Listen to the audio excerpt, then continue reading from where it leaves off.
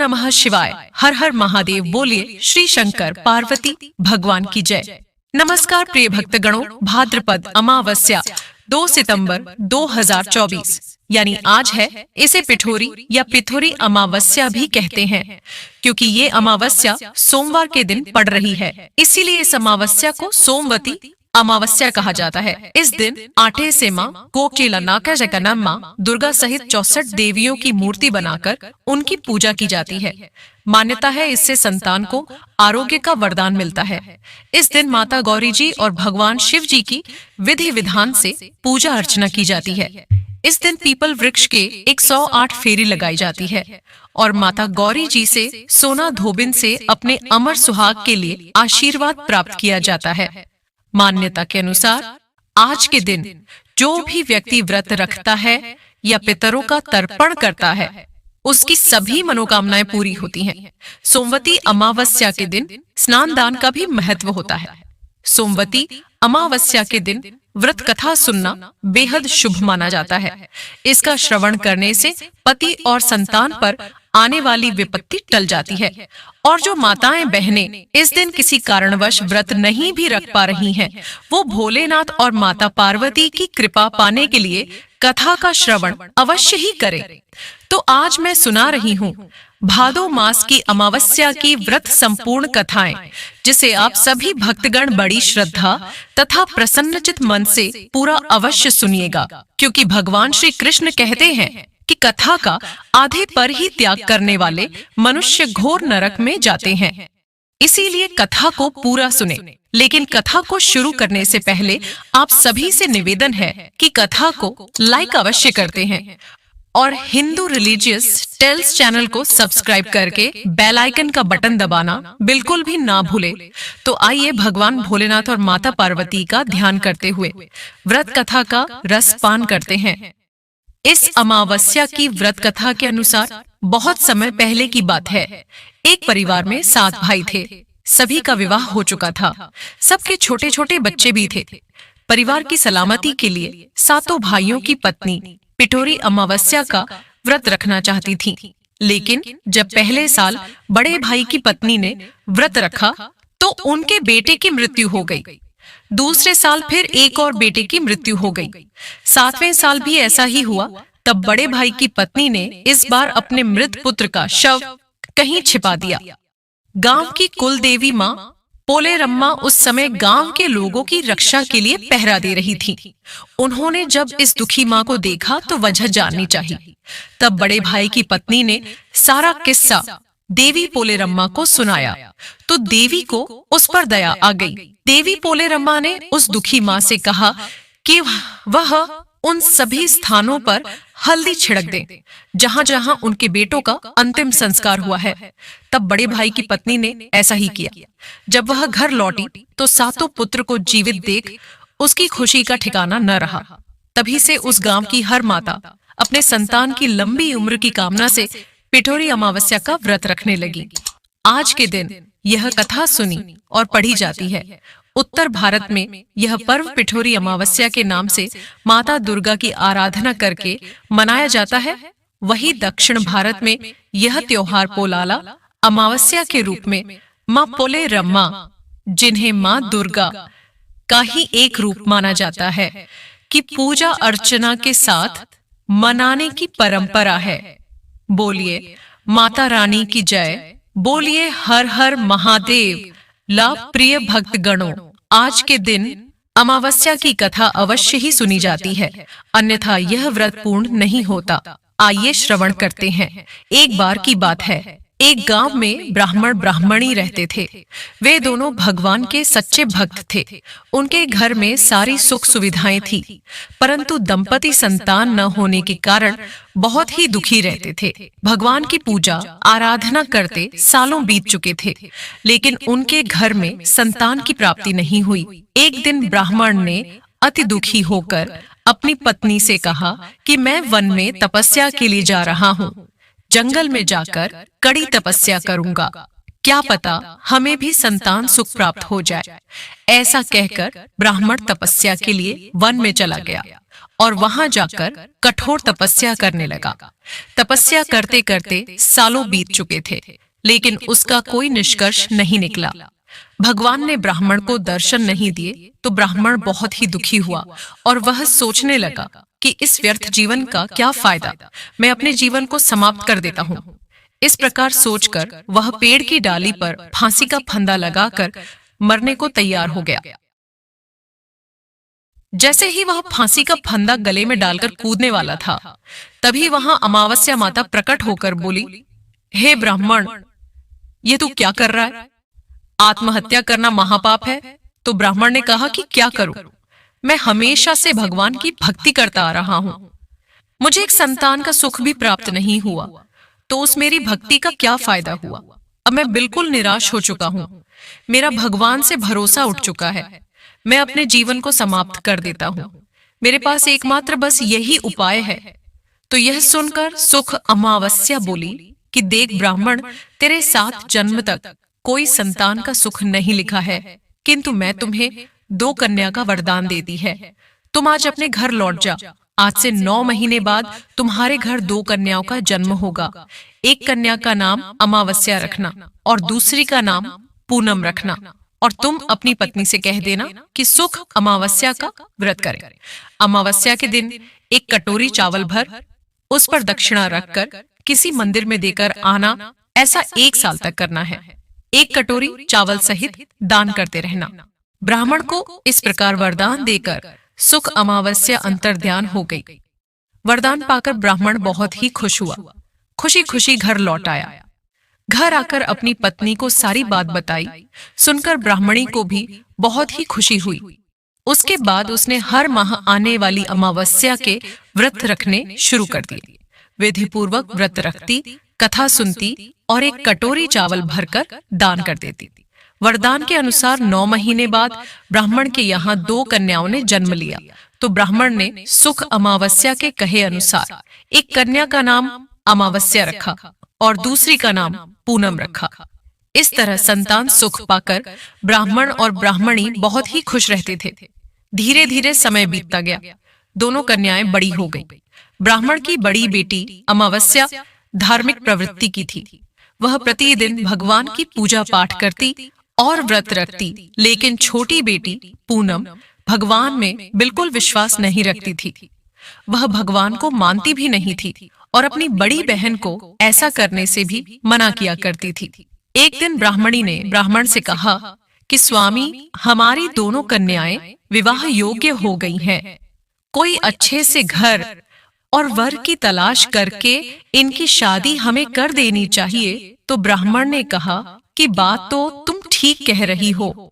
दूसरे ही दिन ब्राह्मण अपनी कन्याओं के लिए वर की तलाश में निकल पड़ा। कुछ ही समय में ब्राह्मण को अपनी बेटियों के लिए मनपसंद घर और वर मिल गया। तो ब्राह्मण ने रिश्ता पक्का कर दिया।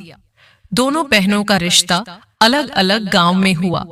दोनों बहनों के ससुराल वाले धनी और संपन्न थे। शादी पक्की करके ब्राह्मण घर आ गया।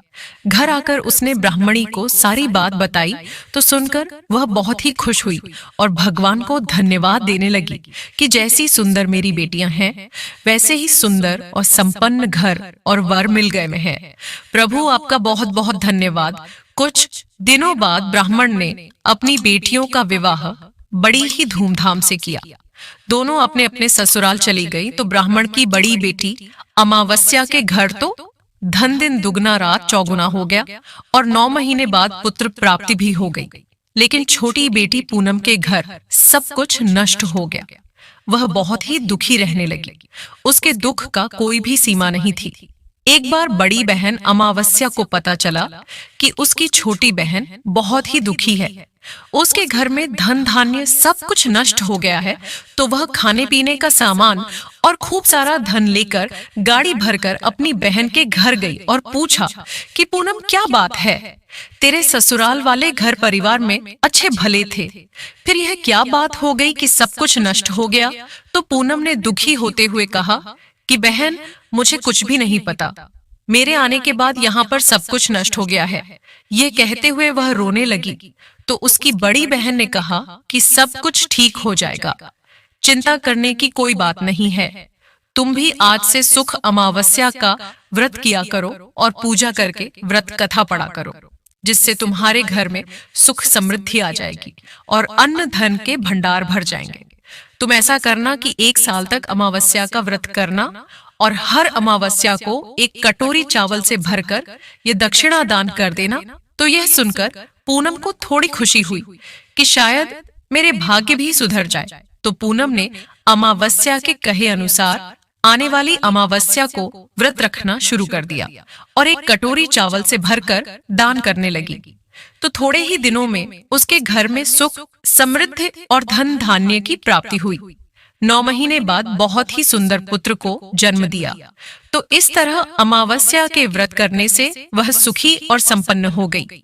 जो भी व्यक्ति अमावस्या का व्रत विधि विधान पूर्वक करता है, अमावस्या माता उसके घर में सुख समृद्धि के भंडार भर देती है और माँ के आशीर्वाद से वह सर्व सुखी हो जाता है। बोलो अमावस्या माता की जय। आइए श्रवण करते हैं इस दिन जरूर सुनी जाने वाली सोमवती अमावस्या की सोना धोबिन की सुहागिन महिलाओं की अखंड सौभाग्य की कामना करते हुए मैं व्रत कथा शुरू करता हूँ। बोले श्री हरि विष्णु की जय। एक साहूकार था, उसके 7 बेटे और 7 बहुएं और 1 बेटी थी। उस साहूकार के घर अक्सर एक योगी भिक्षा लेने आया करता था। जब साहूकार की बहुएं उसे भिक्षा देती तो वह खुशी से लेता और आशीर्वाद देता हुआ चला जाता। लेकिन जब कबीर साहूकार की बेटी भिक्षा डालने आती तो वह भिक्षा नहीं लेता और बोलता कि बेटी सुहागन तो है पर इसके भाग्य में दुख लिखा है। ऐसा सुनकर बेटी दुबली होने लगी, किसी को कुछ भी नहीं बताया। ऐसा करते करते काफी समय बीत गया।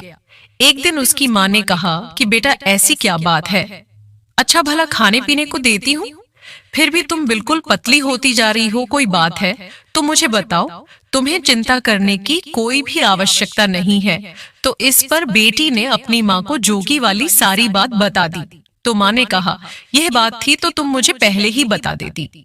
अब की बार जब वह जोगी भिक्षा मांगने के लिए आए तो तू ही भिक्षा डालने के लिए जाना और मैं दरवाजे के पीछे छुप कर बैठ जाऊंगी। तो ऐसा ही हुआ। दूसरे दिन वह जोगी भिक्षा के लिए आ गया और साहूकार की बेटी जैसे ही भिक्षा डालने गई तो उसकी माँ किवाड़ की ओट में खड़ी होकर बातें सुनने लगी। जोगी फिर से वैसे ही बोला कि तेरे भाग्य में सुहाग तो है पर सुहाग का सुख नहीं लिखा, मैं तुमसे भिक्षा नहीं ले सकता। तो यह सुनते ही उसकी माँ बाहर निकल आई और बोली हे महाराज, एक तो मेरी बेटी आपको भिक्षा डालती है और आप उसे ऐसा आशीर्वाद देते हैं, क्यों, क्या बात है, आप मुझे बताओ। तो वह बोला कि इसकी शादी तो जरूर होगी लेकिन फेरों के वक्त सांप इसके पति को डस लेगा जिससे उसकी मृत्यु हो जाएगी। तो इसके भाग्य में सुहाग का सुख नहीं लिखा है। तो उसकी माँ ने जोगी के पांव पकड़ लिए और कहा कि आप ही इसका कोई उपाय बताओ। जब आप इसके भाग्य में लिखा बता सकते हैं तो आप इसका उपाय भी बता सकते हैं। ऐसा कहकर वह रोने लगी। तो साधु ने कहा कि 7 समुंदर पार एक सोमा धोबिन रहती है, वह प्रत्येक माह की अमावस्या का व्रत करती है। यदि वह इसका फल इसको दे देती है तो इसके भाग्य में लिखे हुए टल जाएंगे। वह ज्यादा कहीं आती जाती नहीं है, बहुत ही धर्मपरायण स्त्री है। अब उसे कैसे राजी करके आपको लाना होगा, यह आप ही जानो। यह कहकर जोगी बाबा वहां से चले गए और उस लड़की की माँ जैसा साधु बाबा ने बताया था उसी रास्ते पर सोमा धोबिन को ढूंढने के लिए निकल पड़ी। चलते चलते वह तेज गर्मी की वजह से बिल्कुल थक चुकी थी और एक पीपल के पेड़ के नीचे विश्राम करने लगी। तो उसने अचानक देखा कि एक सांप आ रहा है जो पीपल के पेड़ के ऊपर चढ़ रहा था। तो साहूकार ने पीपल के पेड़ पर देखा तो पेड़ के ऊपर गरुड़ पक्षी का घोंसला था। तो उसने सोचा कि इसके अंदर गरुड़ के अंडे होंगे, अगर यह ऊपर गया तो उन अंडों को खा जाएगा। तो यह सोचकर उसने सांप को मार दिया। इतने में वहां पर गरुड़ पक्षी का जोड़ा उड़ता उड़ता आकाश से आया और चोंच मारने लगा और कहने लगा कि तुमने हमारे बच्चों को मार दिया। तो वह बोली कि मैंने तुम्हारे बच्चों को मारा नहीं है, मैंने तो तुम्हारे बच्चों को बचाया है। यह कहते हुए उसने सांप की ओर इशारा किया। गरुड़ पक्षी बहुत ही खुश हुए और बोले कि आपको जो भी मांगना है मांगो, तुमने हमारे बच्चों की रक्षा करके हम पर बहुत ही बड़ा उपकार किया है। तो लड़की की माँ बोली कि मुझे 7 समुंदर पार जाना है, जाने का कोई रास्ता नहीं है। अगर आप मुझे वहां पर पहुंचा देते हैं तो यह उपकार मैं आपका जिंदगी भर नहीं भूलूंगी। तो गुरूर ने उसे अपने ऊपर बैठाया और 7 समुंदर पार सोना धोबिन के घर के पास छोड़ दिया। वहां पर उस लड़की की माँ ने देखा कि सोना धोबिन के साथ बहू और बेटे थे। बहुएं घर के काम के लिए अक्सर लड़ती थी। तो उस महिला ने सोचा कि यही एक मौका है सोना धोबिन को खुश करने का। उस दिन से उसने उसके घर का सारा काम करना शुरू कर दिया। जब सोना धोबिन सुबह उठती तो उससे पहले सारा घर का काम किया हुआ होता। लगाना, पानी भरना, पशुओं को चारा डालना, सारा काम किया होता। तो सोना धोबिन ने सोचा कि पहले तो मेरी बहू इतनी काम के लिए लड़ाई करती थी, अब सूर्योदय होने से पहले ही सारा काम निपटा देती है। तो कौन सी बहू है जो ऐसा करती है? मुझे छुपकर देखना होगा। अगले दिन सोना धोबिन सुबह जल्दी उठी और छुपकर बैठ गई। तो उसने देखा एक औरत आई और उसने घर का सारा काम निपटाया। जैसे ही वह जाने लगी तो सोना धोबिन ने उसे पकड़ लिया और कहा कि तू मेरे घर का सारा काम ऐसे चोरी छुपे क्यों करके जाती हो? ये पाप तूने मेरे ऊपर चढ़ा दिया है, इसे मैं कैसे उतारूंगी? तो साहूकारनी ने अपने हाथ जोड़ ली और बड़े ही दिन सब्र में वह साधु बाबा वाली सारी बात सोना धोबिन को बता दी। तो सोना धोबिन अमावस्या का पुण्य फल उसकी बेटी को देने के लिए तैयार हो गई और कहा कि मैं तेरे साथ चलती हूँ। सोना धोबिन ने अपने बेटे और बहुओं से कहा कि जब तक मैं लौटकर ना आऊं तब तक आपको घर से बाहर नहीं जाना है और ना ही किसी को घर के अंदर आने देना है। ये कहकर सोना धोबिन साहूकारनी के साथ उसके घर आ गई। अब उसके बेटी का विवाह तय किया गया। शादी की रात जब दूल्हा और दुल्हन मंडप में बैठे तो दूल्हे के पास सोना धोबिन मिट्टी की हांडी और कच्चा दूध और कच्चा सूत लेकर बैठ गई। इतने में दूल्हे को डसने के लिए काला सांप आया। तो सोमा धोबिन ने उसे हांडी में डाला और कच्चे सूत से हांडी बांध दी। लेकिन यह सब जब दूल्हे ने अपनी आंखों से देखा तो डर के मारे उसकी मौत हो गई। तो यह देख साहूकारनी रोने लगी और हाथ जोड़कर सोमा धोबिन से कहा कि अब आप ही मेरी बेटी का जीवन बचा सकती हो। तो सोमवार धोबिन ने उसके ऊपर कच्चे दूध के छींटे दिए और कहा कि आज तक जितनी भी मैंने अमावस्या की है उसका पुण्य साहूकार की बेटी को लग जाए। आने वाली अमावस्या का व्रत करूं, वह मेरे पति को लगे। इतना बोलते ही दूल्हा खड़ा हो गया। विधि विधान से उनके फेरे पूरे हुए और हंसी खुशी से बेटी की विदाई कर दी गई। सारे लोग अपने अपने घर चले गए। जब सोमा धोबिन जाने लगी तो साहूकारनी बोली कि मैं आपको क्या दूं? सोमा धोबिन बोली कि मुझे क्या चाहिए, बस एक मिट्टी की हांडी दे दो। रास्ते में सूखी अमावस आई तो उसने हांडी के 108 टुकड़े करके पीपल के नीचे रखे और 13 टुकड़े एक जगह रखे और पीपल के पेड़ की 108 परिक्रमा करके उन टुकड़ों को पीपल की जड़ में दबा दिया और घर जाने लगी। घर आई तो उसका पति मरा हुआ पड़ा था। तो उसने पति पर सुहागा का छींटा दिया और कहा कि आज जो मैंने अमावस्या का व्रत किया है उसका फल मेरे पति को मिले। ऐसा कहते ही उसका पति जीवित हो गया। तो अमावस्या का व्रत करने के बाद सोमा धोबिन एक ब्राह्मण आया करता था। उसे सोमा धोबिन दान पुण्य किया करती थी। तो उस दिन भी वह ब्राह्मण आया और बोला कि अमावस्या का जो भी दान किया है वह मुझे दे दो। तो सोमा धोबिन बोली कि रास्ते में अमावस्या आई थी, कुछ नहीं कर पाई और जो भी कुछ किया था वह पीपल के पेड़ के नीचे ही गाड़ कर आ गई। तुम वहां पर जाकर वो ले लेना। तो ब्राह्मण ने वहां जाकर वह जगह खोदी तो देखा वहां पर 108 और 13 सोने के टुकड़े रखे हुए थे। वह टुकड़ों को इकट्ठा करके उसके घर आया और सोमा धोबिन से बोला कि इतना धर्म किया, इतना दान किया और कहती हो कुछ भी नहीं किया। तो सोमा धोबिन बोली यह तुम्हारे भाग्य का है, आप ले जाओ, मैंने तो कुछ भी नहीं किया। तो ब्राह्मण बोला कि मेरा तो चौथा हिस्सा है, बाकी के 3 हिस्से आपके हैं, जिसकी भी आपकी इच्छा हो आप उसे दे देना।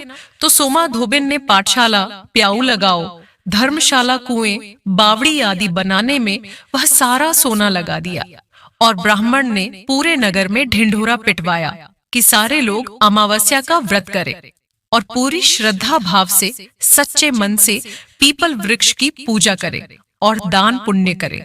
हे अमावस माता, जैसा आपने साहूकार की बेटी को अमर सुहाग दिया, वैसा सबको देना कहानी सुनने वाले को और कहानी कहने वाले को। बोलो अमावस्या माता की जय हो। अब सुनते हैं गणेश जी की कथा। यह कथा सुनाना अत्यंत महत्वपूर्ण है। एक बार गणेश जी ने पृथ्वी के मनुष्यों परीक्षा लेने का विचार किया। वे अपना रूप बदलकर पृथ्वी पर भ्रमण करने लगे। उन्होंने एक बालक का रूप बना लिया।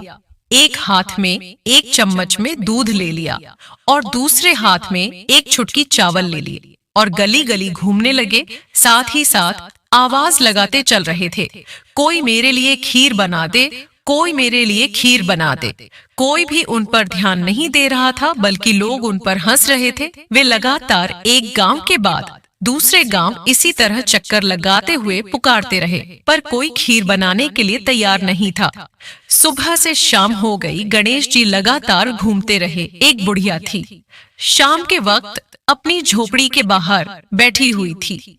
तभी गणेश जी वहां से पुकारते हुए निकले कि कोई मेरी खीर बना दे, कोई मेरी खीर बना दे।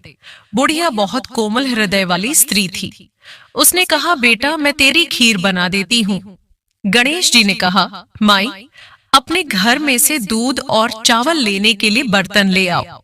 बुढ़िया एक कटोरी लेकर जब झोपड़ी बाहर आई तो गणेश जी ने कहा, अपने घर का सबसे बड़ा बर्तन लेकर आओ। बुढ़िया को थोड़ी झुंझलाहट हुई, पर उसने कहा, चलो बच्चे का मन रख लेती हूँ। और अंदर जाकर वह अपने घर सबसे बड़ा पतीला लेकर बाहर आई। गणेश जी ने चम्मच में से दूध पतीले में उड़ेलना शुरू किया। तब बुढ़िया के आश्चर्य की सीमा न रही जब उसने देखा दूध से पूरा पतीला भर गया है। एक के बाद एक वह बर्तन झोपड़ी बाहर लाती गई और उसमें गणेश जी दूध भरते चले गए। इस तरह से घर के सारे बर्तन दूध से लबालब भर गए। गणेश भगवान ने बुढ़िया से कहा, मैं स्नान करके आता हूँ, तब तक तुम खीर बना लो, मैं वापस आकर खाऊंगा। बुढ़िया ने पूछा, मैं इतनी सारी खीर का क्या करूंगी? इस पर गणपति जी बोले, सारे गांव को दावत दे दो। बुढ़िया ने बड़े प्यार से मन लगाकर खीर बनाई। खीर की भीनी भीनी मीठी मीठी खुशबू चारों दिशाओं में फैल गई। खीर बनाने के बाद वह हर घर में जाकर खीर खाने का न्योता देने लगी। लोग उस पर हंस रहे थे। बुढ़िया के घर में खाने को दाना नहीं और यह सारे गांव को खीर खाने की दावत दे रही है। लोगों को कुतूहल हुआ और खीर की खुशबू से लोग खींचे चले आए। सारा गांव बुढ़िया के घर में इकट्ठा हो गया। जब बुढ़िया की बहू को दावत की बात मालूम हुई, तब वह सबसे पहले वहां पहुंच गई। उसने खीर से भरे पतीलों को जब देखा तो उसके मुंह में पानी आ गया। उसे बड़ी जोर से भूख लगी हुई थी। उसने एक कटोरी में खीर निकाली और दरवाजे के पीछे बैठकर खाने की तैयारी करने लगी। इसी बीच एक छींटा गिर गया और ये गणपति जी को भोग लग गया और वो प्रसन्न हो गए। अब पूरे गांव को खाने की दावत देकर बुढ़िया वापस अपने घर आई तो उसने देखा बालक वापस आ गया था।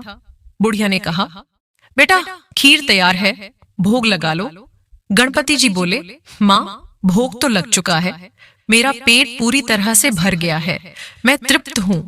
अब तू खा, अपने परिवार और गांव वालों को खिला। बुढ़िया ने कहा, यह तो बहुत ज्यादा है, सबका पेट भर जाएगा, इसके बाद भी यह बच जाएगी। उस बची खीर का मैं क्या करूंगी? इस पर गणेश जी बोले, उस बची खीर को रात में अपने घर के चारों कोनों में रख देना। और बुढ़िया ने ऐसा ही किया। जब सारा गांव जी भरकर खा चुका, तब भी ढेर सारी खीर बच गई। उसने उसके पात्रों को अपने घर के चारों तरफ रख दिया। सुबह उठकर उसने क्या देखा? पतीलों में खीर के स्थान पर हीरे जवाहरात और मोती भर गए हैं। वह बहुत खुश हो। उसकी सारी दरिद्रता दूर हो गई और वह आराम से रहने लगी। उसने गणपति जी का एक भव्य मंदिर बनवाया और साथ में एक बड़ा सा तालाब भी खुदवाया। इस तरह उसका नाम दूर दूर तक प्रसिद्ध हो गया। उस जगह वार्षिक मेले लगने लगे। लोग गणेश जी की कृपा प्राप्त करने के लिए उस स्थान पर पूजा करने और मान्यताएं मानने के लिए आने लगे। गणेश जी सबकी मनोकामनाएं पूरी करने लगे। कहानी के अंत में वही, मैं आज भी यही शुभकामनाएं दे रही हूँ। कहते को, सुनते को, हुंकारे भरने वाले को जैसी कृपा गणेश भगवान ने बुढ़िया माई पर की, वैसी कृपा हम सब पर करना, हम सब पर करना। एक और महत्वपूर्ण कहानी कहने वाली हूँ, लपसी और तपसी की कहानी। एक तपसी था। तपसी हमेशा भगवान की तपस्या करता था, लेकिन उसे चोरी करने की आदत थी। लपसी हमेशा शेर की लस्सी बनाता और पहले भगवान को भोग लगाता, उसके बाद में स्वयं भोजन करता। दोनों भाइयों का यही नियम था। तो एक दिन कोई बात को लेकर दोनों भाइयों में कहासुनी हो गई, तो तपसी बोला कि मैं रोजाना भगवान की तपस्या करता हूँ, इसीलिए मैं बड़ा हूँ। लपसी बोला कि मैं रोज भगवान को भोग लगाता हूँ, इसीलिए मैं बड़ा हूँ। ऐसा कहते हुए दोनों जोर जोर से लड़ने लगे। तभी वहां से नारद जी गुजर रहे थे। दोनों को लड़ता हुआ देखकर वहां आए और उनसे पूछा कि तुम दोनों लड़ क्यों रहे हो। तो दोनों ने अपने आप को बड़ा बताया और साथ में बड़ा होने का कारण भी बताया। तो नारद जी बोले कि मैं तुम्हारा फैसला कर दूंगा, कल आऊंगा, बता दूंगा अभी कौन बड़ा है। दूसरे दिन लपसी और तपसी स्नान कर अपनी रोज की भांति भगवान की भक्ति करने आए, तो नारद जी ने छुपकर बहुमूल्यवान एक एक अंगूठी उन दोनों के आगे रख दी। जैसे ही भक्ति करते हुए तपसी की नजर उस अंगूठी पर पड़ी, तो चुपचाप से उठाई और अपने पैर के नीचे दबा ली। लपसी की नजर अंगूठी पर पड़ी, लेकिन उसने ध्यान नहीं दिया। उसने पहले भगवान को भोग लगाया और फिर स्वयं भोजन करने के लिए बैठ गया। थोड़ी देर बाद नारद जी सामने आए, तो दोनों ने पूछा कि अब बताओ हम में से कौन बड़ा है।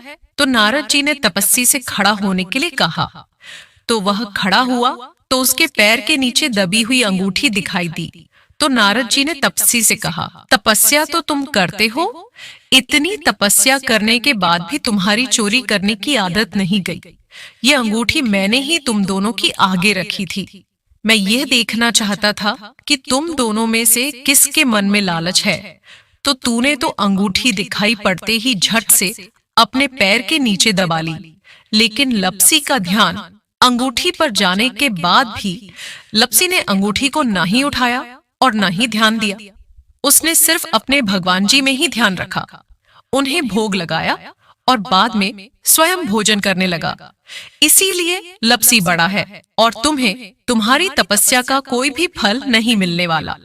जितनी चाहे मर्जी तुम तपस्या कर लो, तुम्हें इसका कोई भी फल नहीं मिलेगा। तो तपसी को यह सुनकर बहुत ही दुख हुआ और वह शर्मिंदा होकर नारद जी से माफी मांगने लगा और कहने लगा कि आज तक की मेरी गलती माफ करो और मुझे बताओ कि मुझे मेरी तपस्या का फल कैसे मिलेगा।